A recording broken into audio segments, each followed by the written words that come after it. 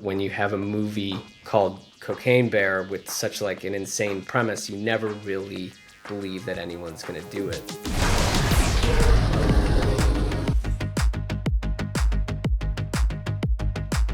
This was such a huge swing. It's with a huge studio. I mean, when the trailer for the film dropped, I mean, like the internet went crazy. Seeing the reaction that people have had so far, what do you think that says about what audiences are looking for?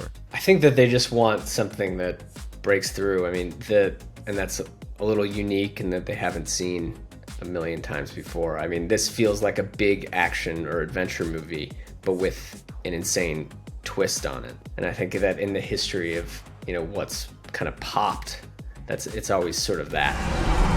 A bear did cocaine. When I was writing this, there was no part of me that ever thought that it would have gotten made, first of all, but that it would have had this much attention and excitement behind it. It's hard to work backwards from that, It's hard to be like, I want to make something go viral. Like, I could never do that. Obviously, the movie Cocaine Bear is, of course, loosely based on a true story, but the true story is kind of cut and dry, right? I mean, it's a drug trafficker who drops a bunch of cocaine over the mountains. A bear finds it, ODs on the cocaine, and dies. Right. How did you go about creating your version of this story? What an insane jumping off point for a movie. So if you treat the true story almost as if it's the first 10 minutes to a movie, the rest of the movie is almost like my twisted fantasy of what might have happened had the bear survived. Is there like an unrated version of Cocaine Bear somewhere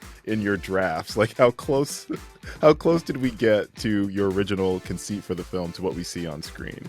To the credit of the studio and Liz and all the great producers at Lord Miller, there wasn't much that didn't make it into the movie in terms of like gore and set pieces. Of course, there were like earlier drafts, even some that I never sent to anybody, that had stuff in it that was crazy, but like at a certain point, the studio was okay with us shooting a scene where 12-year-olds try cocaine in the woods.